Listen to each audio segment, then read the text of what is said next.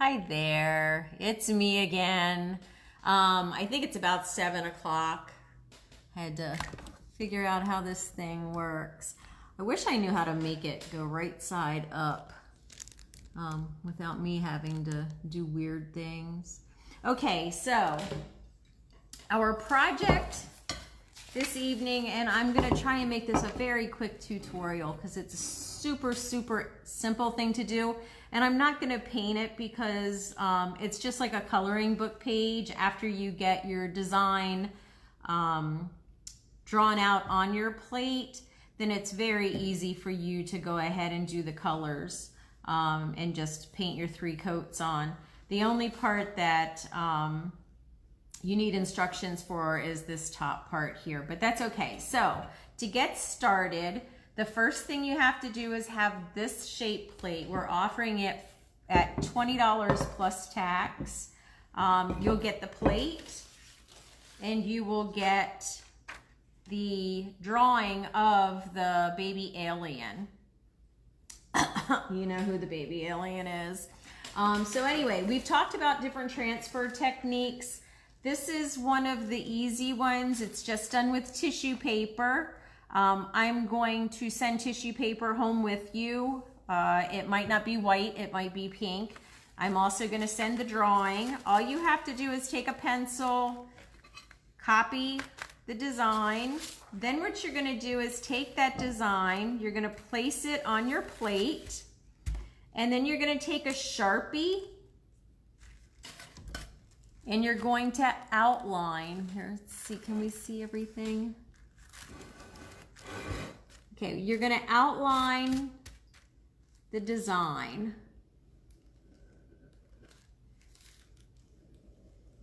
So super easy. I am not going to send a Sharpie. We've got a Dollar Tree across the street. You really need a fresh Sharpie. You want it nice and juicy. Are we still in frame there? And you're just going to outline through the tissue paper. And that's going to bleed through. It's a pretty easy one, so I'm going to get through this whole thing.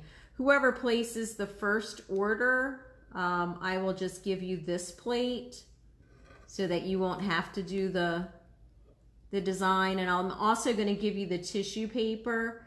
These details that I'm putting in right now, the nose, the mouth, the wrinkles, you're going to want to keep the tissue paper, and after you paint the mint color of the head, and you have the whole thing, everything painted except for around the eyes, then you can take the tissue paper and put it on top of the mint color and then just go over it again with the Sharpie and let the Sharpie bleed through. Okay, and that ear's right there. All right, I think I got everything. So, yep, there we go. This is the whole design. Now, after you get done painting the entire plate, you'll do the mint on the baby alien. Baby alien. You'll get a little of the darker green to do the details in the lips and the wrinkles. You'll get a tiny bit of pink for the ears. And then you'll get some dark blue, and you can use pink, and we'll also give you some white, and you can also use the mint green to do a splatter, and you can do that either with your brush by adding a little water. I usually say about half water, half paint, and you can just take your brush and just flick it. Or if you have an old toothbrush, you can just rub an old toothbrush and paint, and then use your thumb and just go back and forth. I highly suggest you go outside when you do that. But the thing is you don't want to get the splatter part on your face. So after you get done with the tracing, what you would do is you would take this piece, cut it out so that this top part is gone, and you would place it over the baby alien's face and hold it down, and that way you're protecting the face while you're getting the splatter paint up in the galaxy area above. I had one of my staff do this plate, and they did a great job on the splatter. I probably would have used the back of my paintbrush and done a couple of darker areas to make them look like brighter stars. But other than that, I think it looks fabulous. So that's how you do the baby alien plate. I can't see, I don't think anybody's on here to see if they have any questions. It's like you can't turn your phone. Okay, fine. So if no one has any questions, I'll wait a minute or two if someone's going to type questions in so that I can answer them for you. Or of course, I'm always available. I've been known to respond to Messenger on our Facebook page in the wee hours of the morning. I don't sleep much. Thank you, Miss Lillian. I think he's cute too. He's absolutely adorable. I would have never thought to flip this plate upside down. Another studio did that. And they were kind enough to share the design with us. I wish I could remember which studio it was, but they were quite awesome. We're in a very good group. Thanks for showing this, so cute. Thank you, thank you. It is so cute. And if you don't like the color, we can always swap colors out. Maybe you want a purple sky in your galaxy or a black sky. We can do that too. We don't mind. The shape, the Sharpie bleeds through the tissue paper but won't through the plate. No, what happens is when we fire the Sharpie in the kiln, it's going to fire away. We fire at about 1860 degrees. Marker does not survive at that temperature. We typically use water-based markers when we do the pricing on the bottom of our pottery, and that's because it fires away in the kiln. Sharpies are, I believe, and I thought that they were alcohol-based. I'm pretty sure they're alcohol-based. Someone else said today something about them being oil-based. As long as you go through tissue paper, the tissue paper prevents the fibers of the Sharpie settling down in the rough bisque of the plate. And as long as you have that barrier between them, we don't have any issues. Sometimes we've had people who have taken a Sharpie and written directly on a plate, and then we generally have issues. We get areas where the glaze doesn't want to stick. You don't see that, unfortunately, until we fire. It's once we bring it out of the kiln, and by then it's too late to do anything about it. Sometimes we can try and touch it up and it seems to work pretty well, but sometimes it doesn't work at all. It just depends. And I think some of it depends too on exactly how hard, and I think if you were to go back and forth with a Sharpie, you would leave an area that would be a little bit more difficult to get the glaze to stick to. Sometimes we can burn it away that first time we fire. It burns all the residue, the oils, the fibers, it'll burn it all away. Then we can touch up the paint, fire it again, and then it does okay. Hope that answered your question. Let's see.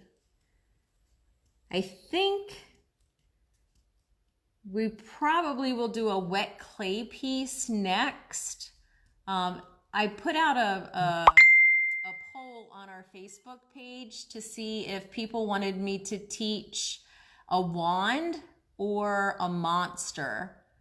We had somebody who suggested baby alien here, but I don't know if I can do a baby alien. I'm pretty sure I could, but we had some issues with the bunny ears. We had a customer whose bunny ears in the transport from home to here broke off. And so I don't know that I want to send wet clay pieces home and then they get dry, and then on the transport back to the studio, the ears break off.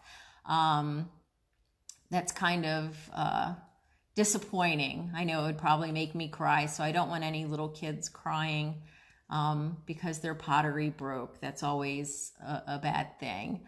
But we are having I think we're having summer camps. I've got my fingers crossed that our summer programs are gonna be fine, and we'll be off self-quarantining and we'll be allowed to reopen. We're not an essential business, of course. I think we are, but we're not. The government doesn't think we are. But things seem to be moving along pretty well. I've also been trying to contemplate, since I heard the announcement today that the kids are not going to go back to school this year. I figure once the businesses are allowed to open back up, a lot of parents are going to need to go back to work. I am not a daycare center. I don't want to be a daycare center. However, we do teach the summer art classes, and I'm sure I could figure out a way of adding on a couple of weeks of art classes. I just have to figure out the logistics of how do we make sure the children who are coming in are not ill, and making sure that they wash their hands and things like that. We can do that. We can have sanitizer at the doors the children come in.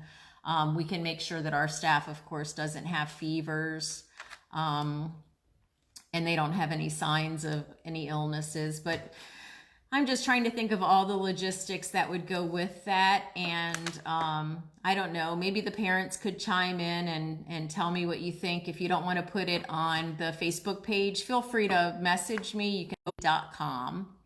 And it just said I needed to reconnect, so I'll say it again. Our email is gocrazy, all one word, at clay dash or hyphen, however you want to look at it, zlikezebra.com. And our phone number is 321-453-4848. And I'm here pretty much all the time, even if the curtain's closed. Sometimes I've been closing the curtain just to get some peace so I don't see the depressing parking lot out there. It's very empty. So if that's all, I don't see any more questions. If you want to order this, just give me a call or PM me. Either one works just fine. It's, again, $20 plus tax. That includes all the colors. And we'll get the paper, tissue paper. Again, you're going to have to get your own Sharpie, and I'm assuming you all have scissors at home, so you'll be able to cut. If you want me to throw in an old toothbrush from camp, I'm sure we've got a bunch of old toothbrushes here. You can grab some at Dollar Tree. If you want me to, I can just throw an old toothbrush in. I said this was not going to be a long video, so I'm going to shut up now. Looking forward to the day that we all get to come back. So hope to see you guys soon. Love you, miss you. Wicked definitely misses everyone, and have a great weekend. Bye-bye.